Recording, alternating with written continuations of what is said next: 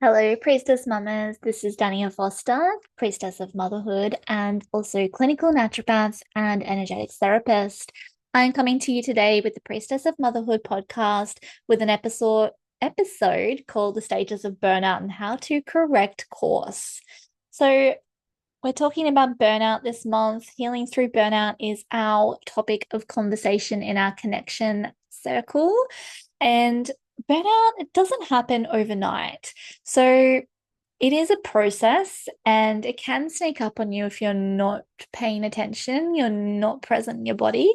And that's really common when we've got a lot going on in our plate. We've got young kids we're raising, and everything is a lot. So I'm going to walk you through the process and let you know what to look out for so that you can catch it before it completely depletes you and knocks you flat. So, in this episode, we're going to break down the stages of burnout, how your cortisol patterns are shifting, and how to course correct before hitting full depletion. So, burnout, it follows a predictable pattern. So, have a think about where you may fit on this scale and see where it fits in with you. So, stage one. So, this is the alarm phase, and this is where your body is on high alert. So, you may recognize this as that wired or tired phase. And this is where I really like to catch people because this is when you're feeling like, I don't feel right. I have high or maybe erratic cortisol throughout the day. So I often see this as high morning cortisol, and it makes you feel really restless. So you would have anxiety, possibly have some digestive issues and some insomnia where you just can't sleep. So that's like getting to the end of the day and you feel like, why can't I sleep? I feel so exhausted in my body and my muscles and everything, but I just can't switch my brain off. So maybe you're staying awake and reading until 3 a.m. or something ridiculous like that. But it's that wide and tired feeling. You can't shut your brain off, but you just feel so exhausted. You're waking up, you're feeling a bit of anxiety. Now, remember, your anxiety can be presenting in the fight, flight, or freeze response. So that anxiety could look like morning fatigue. It could look like that shut down and feel like I can't move out of the house until midday. And that's because your body is in that freeze response of the HPA axis dysregulation. It's the nervous system response of saying, I can't deal anymore. I'm just going to shut down. And so that can be to interpret it as fatigue, but it is actually a state of anxiety as well. So this is where testing is really important to say, well, actually, your cortisol is really high. So that could be why you're feeling that moment of just not wanting to deal with anything in the morning. It also could come out as the fight response, which is feeling really moody or snappy or just aggro in the mornings. It could be the flight response where you're just like, rush, rush, rush, got to get out the door, got to go do this, got to go do this. I've got so many things to do today. And that's an anxiety response as well. And yes, your body has been surviving off those responses. They've been there to serve you and they've been working to keep you safe. So we're not going to demonize them or say that they're like really bad, but what we really want is your body to feel safe so that you can get out the door on time and do all of the things that you need to do in a grounded, calm way. You don't have to have high anxiety to get stuff done. We can do it in a really stable way as well. All right. So, high erratic cortisol throughout the day, anxiety, restless, insomnia, can't sleep, digestive issues, which could be a funny tummy if you get a bit of urgency or loose stools, especially in the morning. Those types of things could be a anxiety response, a HPA axis dysregulation. That's your alarm phase. That's been saying like, evacuate, evacuate. I don't want to do any digestion right now. I have to be on alert. Okay, it's also just that feeling of running on adrenaline because your body is pumping it into your blood. It's saying, go, go, go. We have to be on alert. So here you're feeling so wired, you're feeling so on, but you're so tired. Okay, we can really do so much for you at this stage. So please come talk to me. What can we do? We're going to work out the best time for you to have those stimulants. So we're not going to be surviving off coffee. I remember when I had my kids, my first two, were young, and I was not eating food until dinner time because I was just like go, go, go all day. And then, but what I was having is like 5 instant coffees throughout the day just to keep me going. So it was like the worst thing I could ever do for my cortisol levels. So making sure that we're having coffee after having a high protein, nourishing meal. So making sure that you're eating good, nourishing food and then having your stimulants after that on a full stomach. So I think best time for coffee would be about 10 a.m. for me. And that's what I recognize at this stage here. Looking to add in things like your nervine tonics and herbs. So I'm talking about things like lemon balm, passion flower, romania, licorice if your cortisol's not too high, depending on where you're at. This is why we love testing. And also regulating your blood sugar. So if your blood sugar is erratic, blood sugar getting high, blood sugar getting low, you feel like you can't go too long without a meal, or you feel a bit dizzy, if you're feeling like you get afternoon energy slumps, and anything like that. If your blood sugar seems to be out of whack, we need to address this as well, because it's going to only be feeding that high cortisol burnout symptoms. And what happens when you're feeling on high alert in that alarm phase of your burnout cortisol pattern is that your body is actually pumping that sugar into your bloodstream, keeping you high sugared and keeping your heart rate up, keeping your rate shallow, because that's what you need to survive. You need quick energy, quick there, but it's not actually going to be fueling you for the long term. So we need to help that regulate with nutrition, sometimes supplements, depending on where you're at. Okay. The next stage of your stage of burnout is the resistant phase. So this is where you're feeling those energy crashes and you are feeling all of the brain fog. You're forgetting why you walked into the room. You are just feeling like you can't remember anything. You're missing kids' events and appointments. Your things sneak up on you. And you just feel like you need an afternoon nap. So this is where you've got the high morning cortisol. But in the afternoon, you're crashing out. You're needing a nap because you won't be able to get through dinner. You can't even think about what's on the menu for dinner tonight because that's just way too hard. It's way too hard basket. Probably might just get takeaway because can't think about it anymore, or just give the kids something really basic, because you just don't have the energy to get through the evening routine. Living off the sugar and the caffeine cravings, so the cravings are amping up at this because your body is saying, give me some fast energy. I need some fuel right now. And it's wanting that fast fuel because it feels like it needs it straight away. That craving for that sugar, craving for caffeine is the body's way to keep you alive when you're feeling like you're in that survival mode. And that is going to help, like, it's going to lead to things like increased PMS. So you're getting more moody, more headaches, more spotting, more anxiety before your period. Your libido is crashing out. You can't even deal with that. You're feeling really numb. You feel like you just don't want to deal with anything. Your motivation for things is just flatlining, and you're just really crashing. You're crashing at this point. Everything's going a bit downhill. The wheels are falling off. Okay. So, how can we correct it at this stage? Once again, we're coming back to supporting the adrenals with herbs. So we might be moving from the nervine tonics. Maybe we keep some nervine tonics in your blend, but we're going to be adding in a bit more adaptogenic herbs. So looking at the rhodiolas, looking at the withanias, depending on what else is going on for you, because not everything works for everybody. But looking at really adaptogenic herbs, maybe something like some Siberian ginseng to give you a bit of a nourishing stimulant to get you through.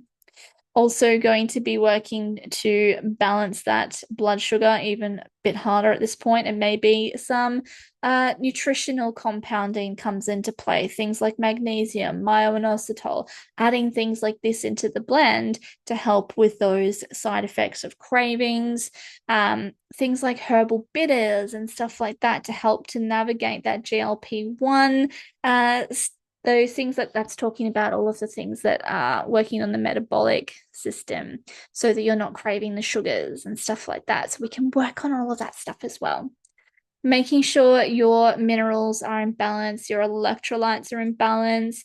This is why I include in my Priestess of Motherhood mentorship. When you step into that mentorship program with me, I include the hair tissue mineral analysis because I want to have a look at your electrolyte balance. I want to have a look at your minerals, your heavy metals, all of these things that can be contributors to energy crashes and brain fog. Looking at the ratios of minerals that impact your thyroids and adrenal glands. I want to know all of those details. The next stage to look at when you're moving through these stages of burnout would be the exhaustion phase. So this is your full burnout. So your cortisol is low across the board. Okay, looking at cortisol, you can do a salivary cortisol test, or we could do blood cortisol, depending on what your needs are. And we look at that rise and fall. So cortisol is supposed to start off high in the morning and give you energy to get up out of bed, give you the motivation to go and do what you need to do. And then gradually across the day, it has a gentle slope back down till in the end of the evening, you're feeling ready to retire for bed. So that works along different axes with other hormones like melatonin and serotonin. So it works with those to help regulate our moods. And that's why morning cortisol is supposed to be high, but not super high like it was in the resistance phase. And now, so what happened in the exhaustion phase is now it's no longer high. It's completely flatlined across the board from morning to evening. You've got low cortisol. You cannot get out of bed. Your body is shutting down. This is where we look into chronic fatigue syndrome. Depression is another huge symptom that comes from this, that not wanting to go to bed. Not wanting to get out of bed, not having any zest for life, not feeling the purpose of anything, feeling like nothing is worth it. Brain fog is massive. Immune issues, you're constantly getting sick. You may be getting some autoimmune conditions coming up in this stage because your body is not fighting back anymore. Waking up exhausted, no matter how much you get sleep. Nothing that you can rest, or no matter how many electrolytes or stimulants and things you take, you just can't get that energy back. So what are we doing with correcting this? We are prioritizing some deep rest and making sure that the rest you get is actually quality. So maybe we'd be using some supplemental or herbal support to help you to really restore whilst you are sleeping and get that working at a cellular level as well.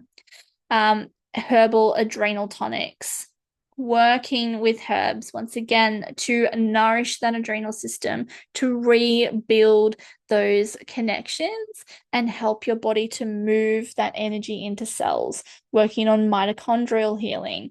We might brain flick back to school, is the mitochondria is the powerhouse of the cell. It's where our cellular energy is made. So if we can nourish and heal at a mitochondrial level, it's sparking that flame to start at a cellular space and move up from there. And we can do that with herbs and nutrients, using both of these things to work on that mitochondrial energy. Somatic healing as well. This is that embodiment practices, weaving in really really gentle practices. We're going to be really working with where you're at. And I know that sometimes it could be working with being in bed, but because this is another thing to mention, morning sunlight, so important for regulating your cortisol. Getting out in the sunlight first thing in the morning helps us to regulate our cortisol. That's why going for a morning walk is such a beneficial practice.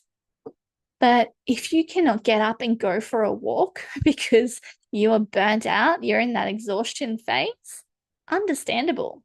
What I'm going to start you with is, can we possibly open up your curtains so that you can lay in bed, perhaps have a nourishing herbal tea, and look out your window and get some sunlight on your retinas and open up your body to some natural light first thing in the morning.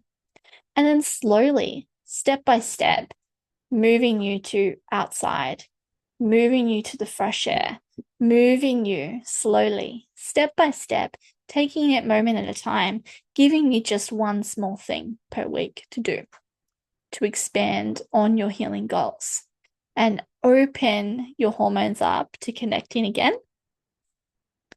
So, somatic healing, connecting in with the body, connecting your body with natural rhythms like sunlight, connecting your body with natural rhythms like your cycle. Possibly in this stage, your cycle might have gone a bit missing or very hard to deal with. So, getting these things back on track, building up and nourishing your body from this space.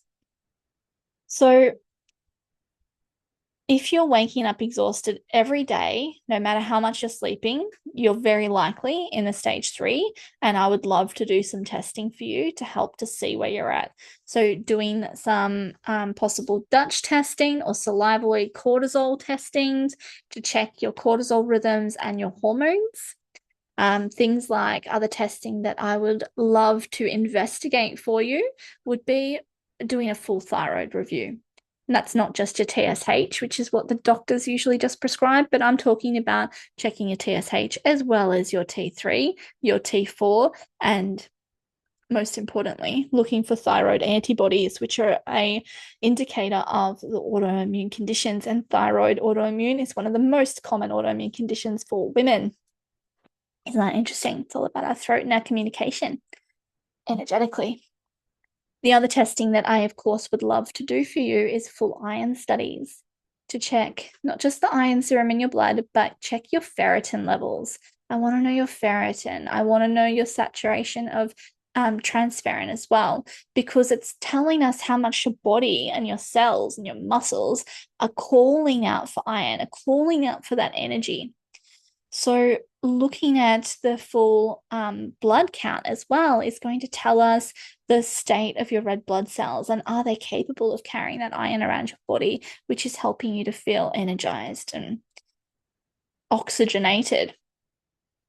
So that's covering your cortisol hormones as well as your sex hormones in things like your Dutch test, which is the ultimate. It's the urine test there, or any blood pathology for sex hormones, cortisol, and another one that's really easy to get is your salivary test as well. Checking thyroid iron, those types of things. We can work together with your GP to get these testings done, or we have got other avenues and private testing available if you would like to go directly through myself. So let's talk about some tips to regulate your cortisol and finish up with that.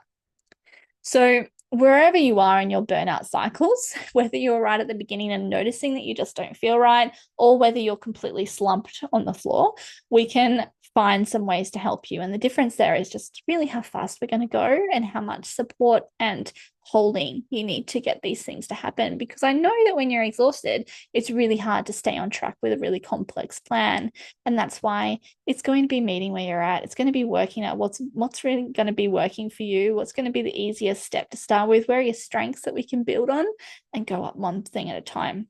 So you don't have to do all of these things at once. This is why I recommend chatting to a practitioner like myself and building a nourishing plan that's going to suit where you are and what you can do. So tips that you can do right now. Starting your day with protein and healthy fats. Okay, so my goal is usually, depending on people, but say like a standard goal would be between 20 to 30 grams of protein for breakfast is a good generalized tip for protein. So you can have a look on my website. I've got a protein cheat sheet that you can download for free. And that's got all of the different grams of protein for different sizings of food. So you've got some different choices there. But a really good way to do that is having leftovers for breakfast. We don't have to stick to regular food rules. Having things like eggs, like a 3-egg omelette, having smoothies with protein powder in it if you're needing to rush out the door and have something like that. Lots of different things that we can talk about. having protein with healthy fats for breakfast, it's going to stabilize your blood sugar and it's going to prevent that cortisol spike because it's immediately letting your body know that you're safe when you eat a very nourishing meal. Of course, we want to make sure your gut is all optimized and everything to be able to absorb it and break it down. So if it's not, let me know. But yeah, starting your day with protein and healthy fats. We're not doing fasting if you're in a very burnout state. Your body needs nourishment. Okay. Getting that morning sunlight, eliminating your screens at night. We've got to reset your circadian rhythm to help balance that cortisol because as I was talking about the cortisol melatonin access, we need to get them on speaking terms so that the cortisol can help your melatonin regulate so that you'll fall asleep with ease and then wake up with energy. Okay, so getting them on track by limiting artificial light at night. So this is where I say keeping the lights down low and we go quiet and slow in the night. So when the day starts setting and the lights go down, we want less screen time. We want to wake up not to our phones, but we want to wake up to looking outside. And as I said, that could start by just opening your windows and looking out. You could start by just moving to sitting by the window and having your breakfast while you're looking outside into your garden. You could start by sitting on your front step or something like that while you have your morning cup of tea. Or the ideal, if you're at this point, is being able to go outside for a walk. But we take it one thing at a time and see where you're at. The other thing that we're going to do, step number 3, is using herbal support. So using adaptogens to help you adapt to stresses in your environment, help your body keep up with what is the demands that are on your plate, helping your body to respond to that stress and regulate that cortisol. Okay, things like rhodiola with Dania, stamina building herbs and adaptogens like Siberian ginseng. Okay, also nervines for calm, like helping to come back into your body, release anxiety. Passion flower is beautiful. Lemon balm is beautiful. Avena, which is oats, beautiful. Okay, nervous system regulation practices. Once again, I'm banging on about the vagus nerve. Doing breath work, doing embodiment practices like hip moving, shaking your body, connecting with yourself. So doing self hugs and putting pressure on your external edges helps to bring you back into safety of your body. Working through some somatic practices to help you to feel safe. And next, the 5th step for simple cortisol regulation tips that you can do at home right now is prioritize slow living, living with joy. So you don't have to cut out things in your life that bring you joy just to heal. So it's not about becoming a hermit and staying at home and not going anywhere and not doing anything and just resting 24/7, but it's about really prioritizing and knowing what's actually going to be serving you and your energy and what's actually draining that life force from you, and you're doing things just to feel like you have to or to serve other people that aren't serving you. Okay, so we do need to be a bit selfish in our healing practices when we're healing through burnout, and we do need to prioritize the things that are going to work for us and let go of the things that are not serving you. This is your life, and it's about taking back ownership and reclaiming your energy. And this is a lot of the things that I teach through the Priestess of Motherhood mentorship. This is encapsulating all of the rhythms and rituals that are going to help you feel strengthened, help you to feel more like your favorite version of yourself. And when we have energy to thrive and have joy and have fun as mums, then we're going to be a lot more present in our motherhood and a lot more connected to our families. And this is going to do nothing but serve us. So working through the Priestess of Motherhood is something that I love doing with my clients who are struggling in this space because I can see you letting go of these layers that have held you back and rising up into your beautiful true selves, letting go of all of these expectations of what the world has wanted from you and what you well, sometimes it's even just what you have thought or put these expectations on yourself, and rewriting those within our shadow work aspects, within our energetic evolution, and building those bridges physiologically by replenishing these systems that have been weakened from our emotional and energetic strains. So if you'd like to know more about the Priestess of Motherhood mentorship, I invite you to send me a message, email me, or message me on Instagram, Dania Foster Naturopathy. You can come and visit my website, daniafoster.com, book a consult or a connection call if you want to just have a chat to me and know how I can help you. You could start with an initial consult and see how things go from there. But just take one step. That's all you need to do today. So come and investigate, reach out to me and let me know how I can help you and what you need. And I would love to be of service. Lots of love to you on your journey. You take care.